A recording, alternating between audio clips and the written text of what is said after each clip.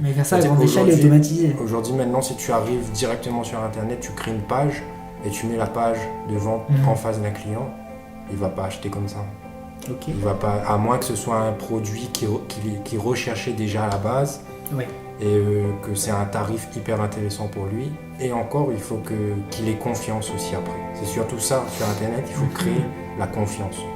C'est ça que les gens ont besoin. Parce que là, la personne, elle ne va pas tirer sa carte bancaire comme ça, parce que pour eux, ça reste virtuel. Et du coup, il faut arriver à instaurer, faire comprendre à la personne que derrière le virtuel, il y a toute une équipe de professionnels qui sont là pour vous, quoi, pour vos clients.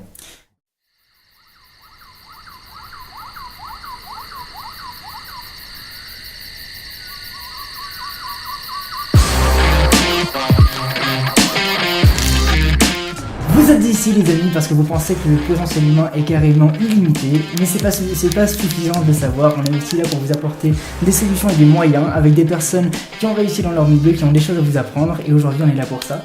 Alors aujourd'hui j'ai un invité très particulier qui a eu son baccalauréat en 2009, qui juste après ça a fait du coup une année sabbatique pendant laquelle il a réalisé que avoir du temps c'est bien, avoir de l'argent et du temps c'est encore mieux, et quand dans l'équation il y a soit l'un soit l'autre qui manque, on ne se sent pas libre. Et du coup aujourd'hui, après avoir quitté son travail, il nous parlera du coup de comment transformer ses clients potentiels en clients réels qui nous payent, et aussi probablement d'e-commerce ou de choses comme ça. Aidez-moi s'il vous plaît à bienvenir, comment on dit ça?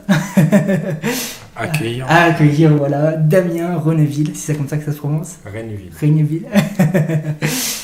Alors écoute, est-ce que tu veux nous parler un petit peu du coup de ton parcours, de ce que tu as fait, ou t'en es aujourd'hui après avoir quitté ton travail, tout ça, comment tu vis du coup un peu le rêve digital d'aujourd'hui avec la vente en ligne, les conversions, tout ce genre de choses? Je vais parler rapidement de moi, une petite présentation rapide. Donc je m'appelle Damien, j'ai toujours en fait rêvé d'avoir cette liberté. Et du coup, j'ai fait plein de recherches sur Internet et essayé de trouver une solution. Peut-être au départ, la solution miracle. Ensuite, je me suis vite rendu compte qu'il n'y avait pas de solution miracle, il fallait bosser dur. Et donc, j'ai mis plusieurs stratégies en place pour pouvoir atteindre ces objectifs. Donc, notamment, j'ai commencé par du marketing relationnel dans un premier temps, mais j'ai vu que ça ne me correspondait pas.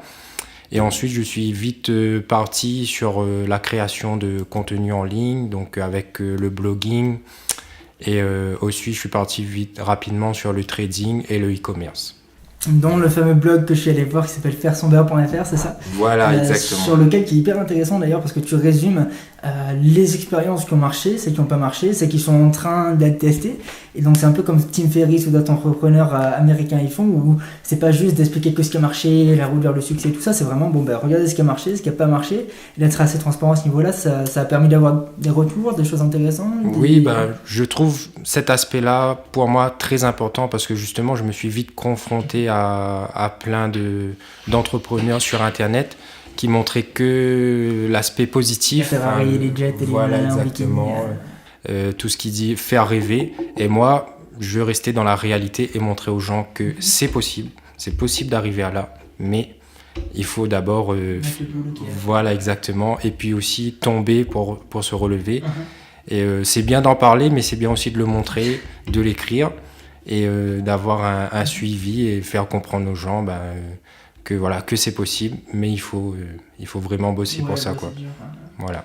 Et donc pour l'instant, à travers du coup des expériences, parce que j'imagine qu'il n'y a pas tout le monde qui va regarder la vidéo, qui va aller sur le blog aussi, parmi toutes les expériences que tu as pu essayer, celles qui ont marché, celles qui n'ont pas marché, c'est quoi qui pour toi, maintenant, s'il y avait quelqu'un qui devait se lancer, je sais pas, qui vient d'avoir son baccalauréat comme toi t'avais à l'époque, où du coup tu galérais un petit peu à savoir vraiment comment avoir cette liberté que tu cherchais, quel conseil tu donnerais, quelle voie tu t'encouragerais ces personnes-là à aller, à essayer moi je lui conseillerais déjà de prendre un temps, de réfléchir à ce qu'il veut faire vraiment, déjà pas partir tout de suite sur le truc qui va lui apporter de l'argent, parce que c'est bien beau d'avoir de l'argent, mais l'essentiel c'est le bonheur, c'est être heureux. Donc tu peux avoir de l'argent et être malheureux. Donc dans un premier temps, prendre du temps, réfléchir à ce que tu veux faire. Ensuite, quand tu as identifié ce que tu veux faire, te lancer. Après, identifier aussi tes capacités financières. Donc Moi, ce que je conseille à quelqu'un, s'il a les capacités financières tout de suite, c'est de se lancer dans l'immobilier. Ok. Voilà. Et après, si il a des... Comme moi, j'avais pas les capacités, j'étais pas finançable, donc je me suis lancé sur Internet. Donc ça peut être la création de contenu, donc vendre ses propres connaissances. Maintenant, c'est possible, c'est pas facile, mais c'est réalisable. Et, ou sinon, le e-commerce aussi, c'est intéressant avec le dropshipping. Ce qui n'est pas un investissement initial. Voilà, on peut démarrer avec un petit budget. Moins de 200 euros, c'est largement possible. C'est possible. Voilà. D'accord. Et du coup, pour ce qui est justement après avoir eu ce processus de réflexion et tout ça, juste après le bac ou peu importe pour les gens qui l'ont pas, parce qu'il y a beaucoup d'entrepreneurs, j'imagine, qui regardent ça parce que bon, ils savent pas trop où aller non plus, ils veulent faire de l'argent en ligne, il y a un peu ce rêve américain. Et qu'est-ce qui a fait que t'as pu... Enfin, je sais pas, est-ce que tu as des inspirations, alors à l'étranger, moi je suis surtout sur le continent américain quand je regarde quand il y a des personnes qui m'inspirent et tout, mais est-ce qu'il y a vraiment des personnes que tu pourrais recommander aux jeunes de suivre qui peut-être mettent plus de contenu en ligne encore, pour essayer de vraiment trouver je dirais pas la voie, mais le sens peut-être derrière l'objectif qu'ils veulent atteindre, hein. Après, maintenant sur Internet, on peut tout trouver, donc je donnerai pas spécifiquement un nom ou des noms, parce que je trouve qu'en fin de compte, voilà, c'est très personnel. Et la personnalité va correspondre à chaque personne en fait. Donc moi j'ai trouvé mon mentor, j'ai trouvé la personnalité qui était en accord avec ce que je recherchais. Donc ce que je vous conseille de faire, c'est de tout simplement taper sur Google, par exemple si ton domaine c'est le e-commerce ou si tu cherches le développement personnel, tu tapes tout simplement développement personnel, dans le développement personnel, okay, etc. C'est ça. Et tu verras, il y a plein de noms. Franchement, tous les jours, il y a des nouveaux. Donc vraiment, toi, après de regarder les vidéos, de voir si la personnalité te plaît, si son parcours, si tu te retrouves dans son parcours, etc. etc. Et là, quand tu trouveras ton mentor, focus. Et puis voilà, tu le suis, quoi. Parce qu'on a besoin de ça en fait. Les plus grands coachs, ils ont des coachs aussi. Donc il faut pas se dire qu'on va se lancer tout seul ou il faut c'est une certaine fierté aussi pour certains, de moi le premier, à se dire, alors pas forcément pour ce genre de choses là, mais pour certaines choses, dire ouais, je vais arriver tout seul, oui, c'est ça, c'est une fierté. Après je pense que avec l'expérience, tu mets de l'ego de côté à un moment donné et tu te dis j'ai peut-être besoin d'aide. D'accord. Donc, voilà. D'accord. Et justement, là qu'on en parle, et je fais une petite parenthèse, on va rentrer vraiment dans le vif du sujet dont tu voulais parler, enfin, dont on voulait parler surtout aujourd'hui par rapport aux conversions, aux prospects et à des termes techniques. Vu qu'on a abordé le sujet des réseaux sociaux et que du coup, vous n'êtes pas marié encore ? Pas encore. Pas encore. Du coup, tu es en couple avec une influenceuse qui fait des conférences, qui est en train de bien évoluer dans ce milieu aussi, et que toi, du coup, tu as ton blog, tu es dans ce milieu. Voilà, donc on est un peu tous dans le même écosystème. Moi, la plus grosse différence que j'ai pu remarquer, qui est géniale, et c'est pour ça qu'on parlait justement, pour rebondir un petit peu, par rapport aux mentors qu'on peut trouver en ligne, par rapport à tout ça, entre la télé, les anciens réseaux de diffusion, tout ça, où on avait forcément du contenu qui nous était montré, aujourd'hui, la capacité de bypasser un peu les gardiens de but qu'il y avait à l'époque, qui gardaient l'accès à la télé, qui gardaient à tout ça, ça permet d'avoir à la fois l'accès au contenu, mais à la fois la création et la distribution à portée de main. Je pense qu'il y a pas mal de jeunes qui vont regarder, enfin de très jeunes, parce que bon, c'est pas bien vu non plus, moi non plus, mais qui vont regarder cette vidéo, qui n'ont pas forcément connu l'époque où il n'y avait pas ces réseaux sociaux, il n'y avait pas internet, il n'y avait pas tout ça. Pour toi, que je sais que ça fait un petit moment que tu es là-dedans, comment ça a changé, pour toi plutôt, comment ça a changé avec la capacité de créer, de distribuer du contenu à grande échelle grâce aux réseaux sociaux et tout ça. Je vois par exemple Estelle, du coup ta copine, qui est en train d'exploser de réussir à gagner sa vie avec Instagram, ce genre de choses là. Toi, probablement grâce à ton blog, comment ça se passe à ce niveau-là, par rapport à ce qui a pu être avant? Je pense que le processus s'est fait plus ou moins naturellement. C'est-à-dire que avec l'évolution des réseaux sociaux, on a vite, comment dire ça, on a vite changé en fait de support, support numérique tout simplement. Ça s'est fait, chez moi ça s'est fait naturellement, c'est-à-dire que je passais de plus en plus de temps sur mon téléphone, au lieu de passer du temps sur la télé. Ou les deux en même temps. Voilà, ou les deux en même temps au début. Et du coup, à un moment donné, je me suis dit, mais en fait, la télé, ça sert plus à rien. Enfin, ça me sert plus à rien. Et ça m'a fait pris... On parle vraiment de consommation de contenu, il n'y a pas de création de contenu. Hein. Oui. Ouais. Et du coup, je me suis mis à la place justement des personnes et je me dis, je pense que plus de personnes sont comme ça et vont être comme ça. Donc, c'est le moment de se lancer justement sur tous ces réseaux. Le boom d'Internet 2.0. Voilà, utiliser ça et être dans le move tout de suite pour pas prendre du retard. Quoi. Parce que c'est surfer sur la vague. Les gens sont... moi, autour de moi, j'entends de plus en plus de gens qui disent « Ah je regarde plus la télé ». On parle des infos, il y a des gens qui disent « Ah, tu as entendu telle chose à la télé ?» Et non, je regarde plus. Donc après, l'avantage aussi des réseaux sociaux, c'est pouvoir choisir ce qu'on regarde. Et de l'avoir instantanément. Voilà, l'avoir instantanément quand on veut. Grosse différence avec la télé où tu es obligé de regarder ce qu'il y a, quoi. Même que ce soit pour les pubs, etc. Donc là, on parle en tant que consommateur, mais même en tant que marketeur, c'est qu'ils vont mettre de la publicité sur la télé et tout ça. Et je sais que dans notre agence digitale, on s'occupe vraiment de relocaliser, par exemple, l'argent qui va sur la publicité, les spots TV hors de prix, parce que l'attention du consommateur n'est pas là. Alors, il y a une petite blague que je fais souvent, c'est que les personnes, quand la pub elle passe à la télé, si sur les statistiques on voit qu'elles le regardent, c'est parce que soit la télécommande elle est sous le lit, soit ils sont sur leur téléphone.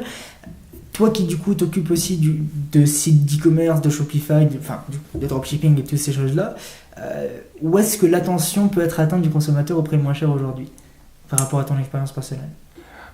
Aujourd'hui, c'est sûr que là, ça sera sur les réseaux sociaux. Mais plus techniquement, je veux dire, on parle de Facebook, on parle d'AdWords, on parle d'influenceurs, on parle de quoi concrètement? Là, aujourd'hui, à l'heure d'aujourd'hui, ça sera plus sur Facebook.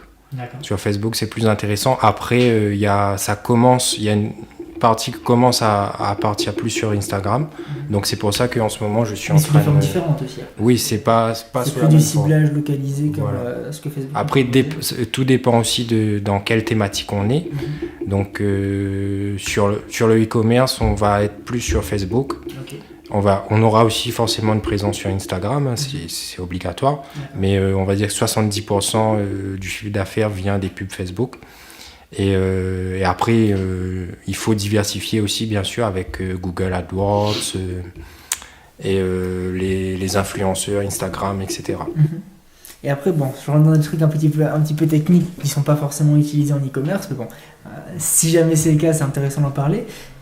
En parlant de funnel de vente, c'est-à-dire le processus que le client il va suivre pour passer à l'achat, nous quand on utilise Facebook pour nos clients, c'est vrai que c'est quasiment toujours du call to action direct, c'est-à-dire qu'on va avoir des résultats mesurables immédiatement, et chose qu'on ne pouvait pas faire justement à la télé ou avec des pancartes en 4x3, ce genre de choses-là. Est-ce que du coup le processus que tu vas utiliser sur le e-commerce, ça va être obligatoirement la même chose, c'est-à-dire du call to action direct, pour avoir...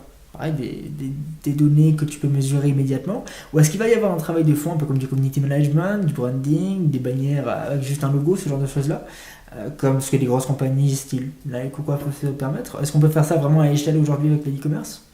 Oui, bien sûr, on peut le faire aussi. On peut le faire. Après, je pense que... On peut le faire, mais est-ce que c'est vraiment utile? Est-ce que c'est un processus que toi, par exemple, tu as implémenté pour tes sites d'e-commerce? Pour les premiers sites, non. D'accord. Après, pour les sites que je compte monter là, je vais les implémenter pour avoir une complémentarité, parce que je veux vraiment créer de la valeur autour du site, etc. Donc un peu ce qu'on est en train de faire aujourd'hui, c'est-à-dire créer vraiment du contenu, c'est-à-dire créer des podcasts, créer des vidéos, créer des choses utiles aux clients, sans forcément avoir un crochet droit direct, entre guillemets, avec de la vente. Voilà, okay. C'est ça. Ça sera vraiment... accompagner le client, créer une relation en fait avec le client. Un peu comme ce que Virgin et tout ça ont déjà fait pendant des années. Voilà, c'est ça, exactement. Aujourd'hui, on peut faire ça à grande échelle, donc c'est intéressant. Ouais. Du coup, pour rentrer maintenant dans le vif du sujet, après la belle parenthèse qu'on a faite sur les réseaux sociaux et tout ça, qu'est-ce que tu peux nous raconter sur la partie conversion client, c'est-à-dire passer d'un prospect froid, parce qu'on va envoyer des mails, des cold calls, ce genre de choses-là qu'on dit en anglais, à vraiment avoir de l'argent, avoir un prospect qui est intéressé à l'achat? Là, du coup, je vais vous parler un peu de comment transformer ces prospects en clients, et notamment sur Internet. Et déjà, je vais poser une première question, c'est qu'est-ce qui fait qu'on va acheter tel ou tel produit sur Amazon, par exemple? Et la réponse, le plus souvent, c'est quoi? C'est les petites étoiles. C'est les avis clients. Marqueurs sociaux. Voilà, exactement. C'est ça qui va faire que maintenant, par exemple, moi, en tant que consommateur, je vais sur un site de e-commerce, la première chose que je regarde quand j'achète, c'est le nombre d'avis, les étoiles. Si je vois qu'il y a 2 étoiles, je fais non, j'achète pas. J'achète pas sur ce site. Il faut instaurer une relation carrément humaine avec le client pour vraiment l'inciter à passer à l'action finalement. Et ce système-là, pour arriver à ça, ça passe par plusieurs étapes. Plusieurs étapes qui sont... la finale de vente, du coup, là. Voilà, exactement. Et déjà, la première étape, ça sera l'étape de l'existence. C'est-à-dire que les prospects, dans un premier temps, ils vont entendre parler de vous, de nous, et de notre produit ou de notre service. Donc là, la première étape, c'est déjà de créer, créer une page Facebook, un compte Instagram. Là, c'est vraiment basique. Créer un site internet, etc. De se créer une présence déjà. Donc après, alimenter aussi un donc blog. Là, on est d'accord que, excuse-moi de t'interrompre, mais déjà toutes les entreprises qui ne sont pas sur Instagram, Facebook, YouTube, tous les contenus possibles, elles ne sont pas vraiment dans le jeu actuel. Et d'avoir des publicités, des flyers et tout ça, c'est pas là-dessus qu'on va réussir à mesurer. Je sais pas ce que tu en penses, mais du coup, petite parenthèse, après je te laisserai revenir à ce que tu fais. Je pense qu'en termes de... Moi qui ai toujours été dans la vente depuis que je suis gamin, voilà, ça a toujours été mon truc. Avant, on avait un processus client et comportement d'achat qui était vachement différent, où c'était juste, on a un produit, on le pitch bien, on arrive à utiliser nos super techniques de vente pour montrer ça au client, et tac, il y a un coup d'achat direct. Enfin, je veux dire, le client passe à l'achat direct. Aujourd'hui, j'ai l'impression qu'il y a tellement de choix et tellement un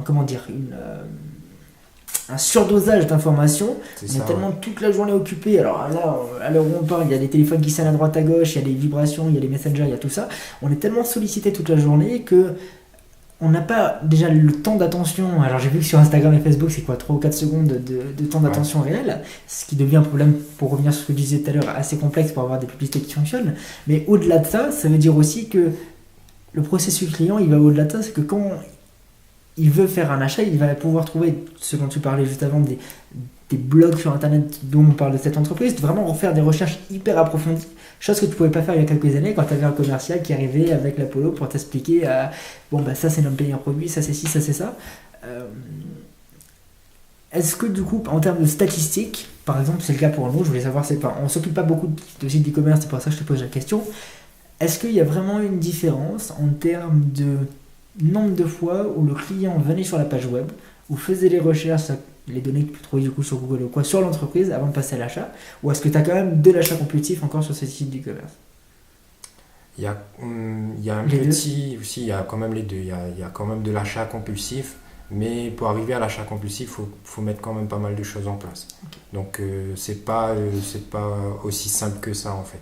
Il faut vraiment d'abord essayer de créer une relation, de créer une présence avant que... Mais faire ça à grande échelle et automatisé. Aujourd'hui, maintenant, si tu arrives directement sur Internet, tu crées une page et tu mets la page de vente en face d'un client, il ne va pas acheter comme ça. Okay. Il va pas, à moins que ce soit un produit qui recherchait déjà à la base, ouais. Et que c'est un tarif hyper intéressant pour lui. Et encore, il faut qu'il ait confiance aussi après. C'est surtout ça, sur Internet, il faut créer la confiance. C'est ça que les gens ont besoin. Parce que la personne, elle ne va pas tirer sa carte bancaire comme ça, parce que pour eux, ça reste virtuel. Et du coup, il faut arriver à faire comprendre à la personne que derrière le virtuel, il y a toute une équipe de professionnels qui sont là pour vous, quoi, pour vos clients. Donc concrètement, est-ce que ça se fait, et là c'est hyper intéressant parce que moi c'est un sujet sur lequel je travaille tous les jours, est-ce que concrètement ça se fait du coup par une optimisation et des marqueurs sociaux plus importants, et là ça rentre vraiment dans le détail, mais bon, on est là pour ça aussi, il y a aussi des personnes plus expérimentées qui regardent, est-ce que c'est vraiment par exemple mettre plus de marqueurs sociaux, mettre par exemple une vidéo présentation de l'entreprise, ce genre de choses là sur la page en elle-même, ou est-ce que ça va être un processus par exemple de closing the sale, là, de fermeture de clients entre guillemets, il n'y a pas vraiment de traduction, mais de vente entre guillemets aux clients? Est-ce que ça va être vraiment différent? Je reprends ma phrase. Est-ce que ça va être par exemple, on offre un e-book gratuit en récupérant des adresses email, qu'il faut faire attention avec la GDPR maintenant, mais bon, tout en restant légal là-dedans, est-ce qu'on collecte des emails ou des données qu'on va ensuite retargeter avec des publicités AdWords, Facebook ou quoi, ou est-ce que, enfin, je veux dire, en termes de proportion, est-ce que c'est un travail de fond qui est beaucoup plus important, ou t'acquiers des emails, comme on fait par exemple nous, en offrant des designs gratuits ou ce genre de choses-là aux entreprises, pour derrière instaurer une confiance avec un organisme, avec quelque chose, ou est-ce qui a répondu juste avant, mais je veux dire, la proportion d'achat compulsif par rapport au funnel de vente plus complexe, comment ça se passe à ce niveau-là? Le processus que tu utilises pour... Moi, le processus que j'utilise le plus, c'est le processus justement, comme tu disais, de capture d'email. D'accord. Après, je vais quand même créer une petite base de fonds pour que le client, il arrive, il voit déjà une présentation de l'entreprise. Donc les deux en fait. Voilà, les deux, exactement. Faut être, maintenant, en fin de compte, parce qu'il y a tellement de concurrence, comme tu disais, il faut être sur tous les fronts. Et il faut utiliser toutes les stratégies qui peuvent exister. Donc moi, c'est ce que je fais, j'utilise toutes les stratégies pour vraiment toucher vraiment tous les types de prospects en fait. D'accord. Voilà. Donc, dans la même niche, on est d'accord. Oui, bien sûr. Dans la niche où je suis. D'accord. Et du coup, après je vais enchaîner sur le deuxième. Juste concrètement, excuse-moi, mais je te laisserai continuer après, juste en laissant aller profondément dans la chose. Est-ce qu'il y a des logiciels ou des choses comme ça? Par exemple, je sais que nous, on est vachement avec MailChimp, ce genre de choses-là, pour retargeter, pour du coup recontacter, entre guillemets, à travers des publicités, les prospects, en leur envoyant des newsletters intéressants, des articles de blog. On fait aussi pas mal de retargeting avec Facebook. Qu'est-ce que tu fais concrètement? Des logiciels peut-être que tu peux recommander que des petites entreprises peuvent utiliser? Moi, j'ai commencé avec SG Autorépondeur. D'accord. Qui est un logiciel français. Et donc c'est parfait si on n'est pas super calé en anglais, donc c'est parfait pour débuter. Et les premiers abonnements sont très abordables. Ok.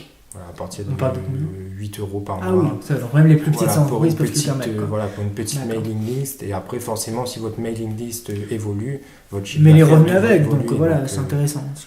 C'est toujours pareil, après pour les petites entreprises, parce que je sais que la plupart des personnes qui vont regarder ça, c'est le cas. Le gros problème qu'ils ont, c'est qu'ils veulent se développer, mais ils n'ont pas le fonds de roulement, et c'est vraiment le fonds de roulement qui manque. C'est-à-dire que s'ils investissaient ça, ils pourraient faire plus de chiffre d'affaires, et comme ils ne font pas plus de chiffre d'affaires, ils ne peuvent pas l'investir. Et du coup, c'est intéressant d'avoir des organismes comme ça qui permettent d'avoir un petit dans la porte d'entrée qui est vraiment assez bas. Et de pouvoir évoluer ensuite, donc c'est chouette. Ouais, c'est comme je disais, sur internet, franchement, on peut vraiment démarrer avec un petit budget. En plus, en général, avec ce genre de logiciel, il y a toujours 2 semaines ou un mois gratuit en fait pour tester. Déjà, on a un mois devant nous pour déjà mettre plein de choses en place, commencer à faire déjà rentrer de l'argent. Et finalement, payer que le mois d'après. C'est génial. C'est ça. Voilà. C'est un peu sur Facebook. Moi, ce que je fais des fois quand on a des gros budgets publicitaires qu'on ne peut pas se permettre dès le premier mois, c'est que tu payes de toute façon la facture Facebook le 31. Oui. Ou 30 jours après, en tout cas, avoir lancé ta pub. Bon, on la lance toujours au début du mois. Et ce qui est intéressant, du coup, c'est que tu peux régénérer une tonne de revenus sur ta pub avant de devoir la payer. Donc, petite astuce pour les petites entreprises qui, après, il faut être sûr que ta pub elle marche, quoi. Parce que si tu mets 1 million d'euros d'entrée et que ta pub elle marche pas, t'es dans la merde. Mais voilà, pour les petites entreprises, je pense que ça peut être des trucs aussi qui peuvent être utiles, ce genre de petits hacks entre guillemets qui permettent d'optimiser avec un fonds de roulement qui est extrêmement faible. Ouais, c'est ça. Donc là, allez, je te laisse enchaîner sur la deuxième partie dont tu voulais parler. Alors du coup, ensuite, après avoir existé, donc il faudra... après la naissance... Voilà, exactement. L'étape suivante, donc, c'est la conversion. Donc là, le but, ça sera en fait d'inciter le prospect à un premier achat, un petit achat, ou bien un essai. Donc là, sur la conversion, là-dessus, il faut savoir qu'on ne va pas faire de bénéfice. Là, le but, c'est de vraiment créer sa base de données, sa base de prospects. Et c'est avec ces prospects-là, si déjà il a fait un petit achat, ça veut dire qu'il est déjà chaud. Et on va dire qu'il est tiède pour l'instant. Il a fait un premier achat, il a mis sa carte bancaire. Après, le but du jeu, c'est de garder ce client fidélisé pour le vendre, ce qu'on a vraiment envie de vendre, c'est-à-dire le produit principal, le produit sur lequel on fait des bénéfices. Alors, juste vraiment une petite parenthèse, mais là pareil, histoire de donner vraiment des techniques utilisables. Je sais qu'en marketing classique, là, les vieux dans les bureaux et par les pieds dans la porte, ce genre de choses-là, concrètement aujourd'hui, avec des techniques comme du free plus shipping, ce genre de choses-là, c'est-à-dire on paye juste l'envoi sur le produit, je sais que c'est des techniques que nous on peut utiliser par exemple à grande échelle.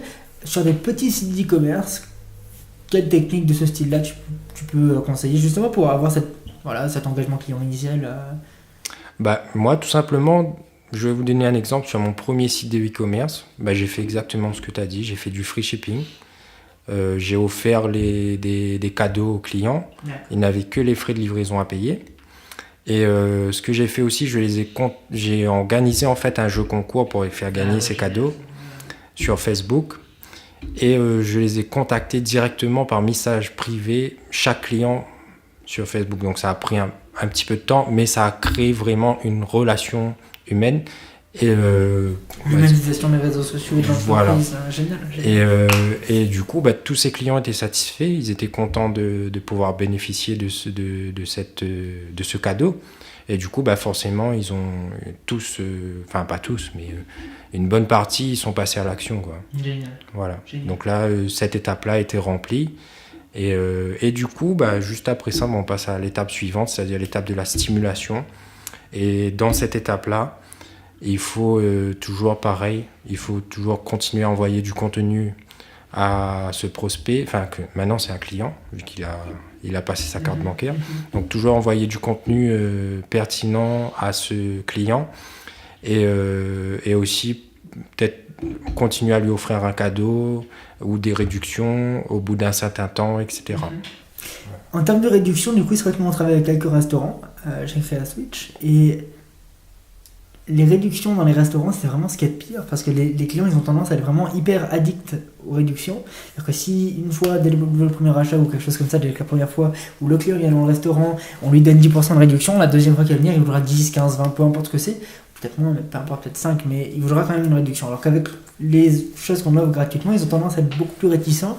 En e-commerce, c'est la même chose. Est-ce que dès que tu offres, après c'est une stratégie, par exemple Vistaprint, un de nos partenaires, ce qu'il fait. D'ailleurs, si vous voulez commander des objets publicitaires, on a 50% de réduction sur toute la boutique Vistaprint. Petite moment en pub.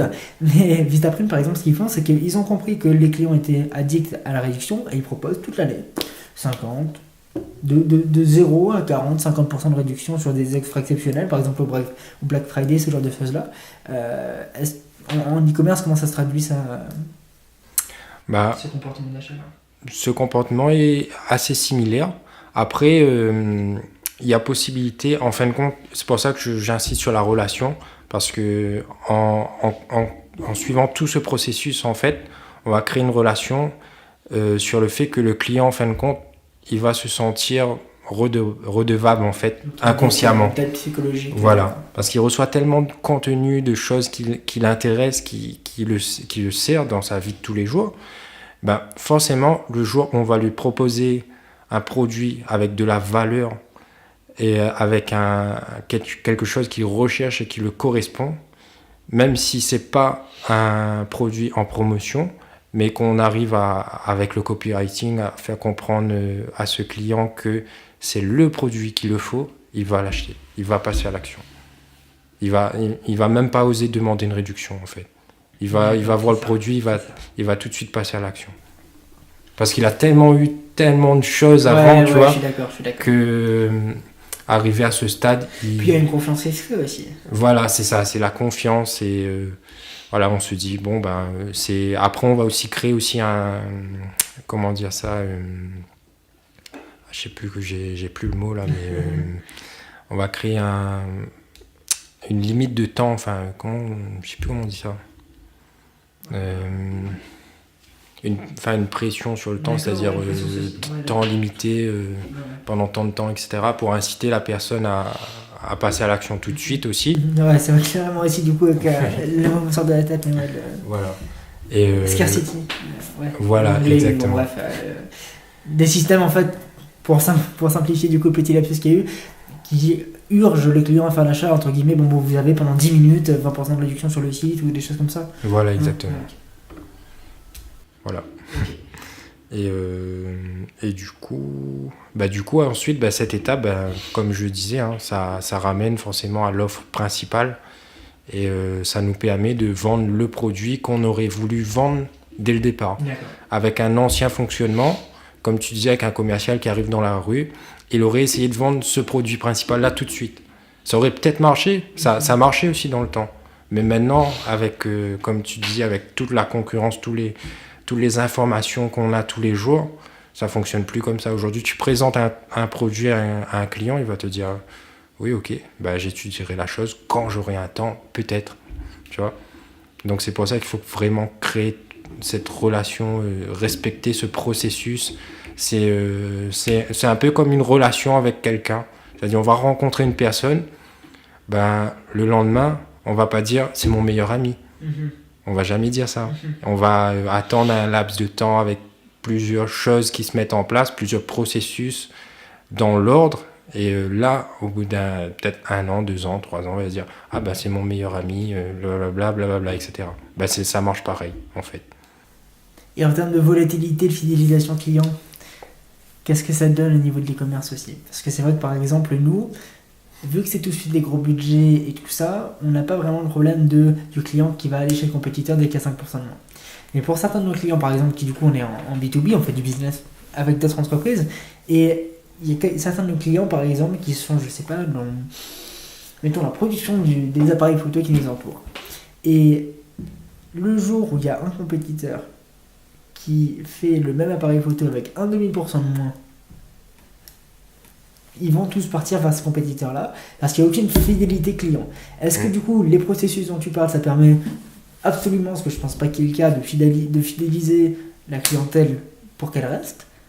Ou est-ce qu'il y a quand même une grosse volatilité, ou est-ce qu'il y a d'autres processus encore qui permettent de fidéliser encore plus cette clientèle ? Bah, ce processus-là, justement, ce qui est intéressant, c'est qu'il permet de fidéliser, parce que dans le sens où tu vas envoyer beaucoup de contenu, et le contenu que tu vas envoyer, il est propre à toi-même, il est propre à ton entreprise.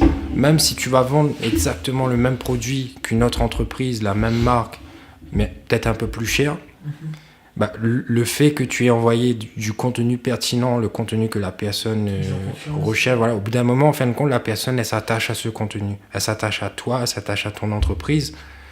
Donc, elle se dit, mais là, il y a une autre entreprise qui vend le même produit moins cher, sauf qu'il faut que je recommence à faire des recherches sur cette entreprise, voir si c'est une entreprise de confiance, etc. Tant que c'est pas plus difficile de rester avec le fournisseur que tu as maintenant. Voilà, exactement. Il faut vraiment que la personne, au bout d'un moment, elle ait carrément du mal à se détacher de vous, en fait. Mais tout ce processus, bien sûr, ben, il y a beaucoup de boulot et puis... Et il y a beaucoup de choses à retirer du marketing classique aussi. Je veux dire, même si aujourd'hui c'est fait à grande échelle, automatisé dans un monde digital où on est tout le temps sollicité, il y a tout un côté humanitaire qui reste intéressant à prendre. D'envoyer des petites cartes pour les anniversaires, pour Noël. D'ailleurs, tu sais de quoi je parle. D'apporter un gâteau, par exemple, chez certains de nos clients quand il y a eu un décès dans la famille, tout ça. Et ce qui est intéressant aujourd'hui, c'est que c'est plus forcément avec du bouche à oreille. Enfin, pour moi, les réseaux sociaux, de toute façon, c'est du bouche à oreille sous stéroïdes. C'est-à-dire que c'est amplifié, mais c'est la même chose. Et de pouvoir suivre, comme tu disais tout à l'heure, d'envoyer des DM, des direct messages, des messages privés sur Facebook aux clients, ça permet aussi de les suivre, encore plus sur Twitter, mais de suivre vraiment leur processus. Il y a beaucoup de choses à retirer du marketing classique à ce niveau-là. Humainement. En fait, l'avantage du marketing digital, c'est que on peut prendre ce qu'il y a dans le marketing classique, le mettre dans le marketing digital et l'automatiser, etc. Alors que c'est pas forcément possible l'inverse. Donc c'est là aussi la puissance du marketing digital. Génial. Il y a autre chose que tu voulais aborder par rapport à ce dont tu parlais Non, je crois que j'ai dit ce qu'il fallait. Et puis, si tu as des questions... D'accord. Je pense qu'on a fait un peu le tour. Bon, écoute, je te remercie beaucoup en tout cas d'avoir accepté d'être pour ce podcast-là. Je pense qu'on a eu une tonne d'informations qui étaient vraiment sympas. Et où est-ce que les gens ils peuvent te trouver en ligne ? S'ils ont des questions à te poser, s'il y a ce genre de choses-là. Alors, c'est le premier épisode, donc on verra. Si vous regardez et que vous avez des questions à lui poser, allez spammer complètement sa boîte mail. Et sinon, où est-ce qu'ils peuvent te trouver en ligne ? Alors, si vous voulez me suivre, je vous conseille sur Instagram. Donc, c'est Damien... Avec le petit accent américain, là. Voilà. Instagram. Et du coup, c'est Damien-Renville, pardon, pas le point. Damien-Renville, R-E-2-N-E-V-I-2-L-E sur Instagram. D'accord. Et parce que je me forme là-dessus actuellement et je compte devenir expert Instagram. Ok. Après aussi sur Facebook, vous pouvez m'ajouter aussi Damien Renville. Et vous pourrez suivre mon contenu et puis les posts que je fais aussi des posts inspirants sur l'entrepreneuriat, etc. Donc voilà. Bon bah super, merci beaucoup. Bah, merci à toi. Merci beaucoup d'avoir regardé cette vidéo avec Damien qui était donc proposé par RealSwitch, une agence digitale qui vient de s'installer à La Réunion. On offre du coup une tonne de packages de design gratuits vu qu'on vient de s'installer ici, donc profitez-en. Si vous avez des problèmes avec le marketing, la vente, les réseaux sociaux et tout ça dans votre entreprise, n'hésitez pas à nous contacter, on vous fournit des packages sur mesure. On est plus de 90 personnes à travailler en Inde et on s'installe à partir de maintenant à La Réunion et bientôt à Londres. Et grâce à ça, ça permet à des influenceurs, à des personnes qui aiment créer du contenu et tout ça, d'avoir des travails et des personnes qui sont expertes en réseaux sociaux d'en avoir aussi. Donc partagez cette mission avec nous et puis à bientôt.